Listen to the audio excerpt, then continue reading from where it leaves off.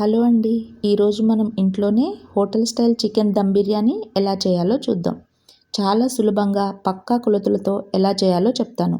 Video చివరి వరకు చూడండి. ఇకపై మీరే బిర్యానీ మాస్టర్ అయిపోతారు. ఇందులో మొదటి స్టెప్ చికెన్కు మంచి ఫ్లేవర్ ఇవ్వడం. దీనికోసం 1 kg బోన్ ఇన్ చికెన్ శుభ్రం చేసి పెట్టుకోవాలి.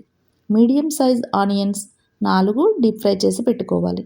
ఒక గిన్నెలో ఫ్రైడ్ ఆనియన్స్ చేత్తో క్రష్ చేస్తూ బిర్యానీ మసాలాలు, దాల్చిన చెక్క, ఇలాచి, లవంగాలు, మరాఠీ మొగ్గ, అనాస పువ్వు, రాతి పువ్వు, సాజీరా, ఒక బిర్యానీ ఆకు అన్నీ కలిపి కచ్చా పచ్చాగా దంచుకొని ఇందులో యాడ్ చేసుకోవాలి. ఇందులో పావు స్పూన్ పసుపు, 1 స్పూన్ సాల్ట్, 1 స్పూన్ కారం, 1 స్పూన్ ధనియా పౌడర్, పావు స్పూన్ చికెన్ మసాలా, పుదీనా, కొత్తిమీర, అలాగే అరకప్పు పెరుగు 200 ml ఉంటుందండి.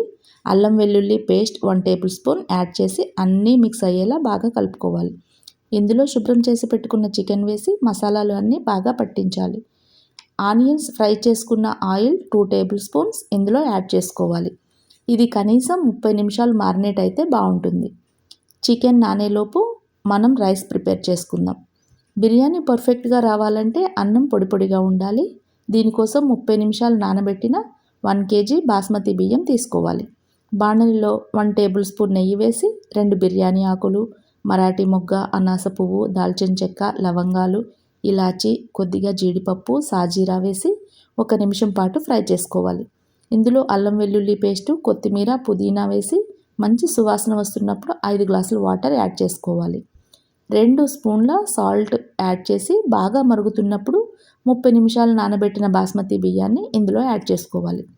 ఇప్పుడు బిర్యానీ కడాయిలో 1 టేబుల్ స్పూన్ నెయ్యి వేసి చికెన్ని ఈవెన్గా స్ప్రెడ్ చేసుకోవాలి.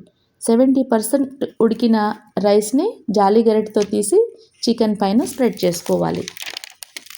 రైస్ పైన పుదీనా, కొత్తిమీర, ఫ్రైడ్ ఆనియన్స్, కొద్దిగా నెయ్యి, కలర్ కోసం కుంకుమ పువ్వు పాలు చల్లుకోవాలి. ఇప్పుడు స్టవ్ మీద పెనం పెట్టి దానిపైన బిర్యానీ కడాయి పెట్టి మూత పెట్టి ఆవిరి బయటికి పోకుండా బరువు పెట్టాలి. హై మీడియం ఫ్లేమ్లో 20 నిమిషాలు ఉంచి స్టవ్ ఆఫ్ చేశాక మరొక 10 నిమిషాలు ఉంచాలి. మూత తీయగానే సువాసన అదిరిపోయింది. బిర్యానీ కలిపేటప్పుడు మధ్యలో నుంచి కాకుండా సైడ్స్ నుంచి నెమ్మదిగా కలపాలి, లేదంటే మెతుకు విరిగిపోతుంది. చూడండి, అన్నం ఎంత పొడి పొడిగా వచ్చిందో, చికెన్ కూడా పర్ఫెక్ట్గా కుక్ అయింది. ఈ రెసిపీ మీకు నచ్చితే వెంటనే లైక్ చేయండి, షేర్ చేయండి.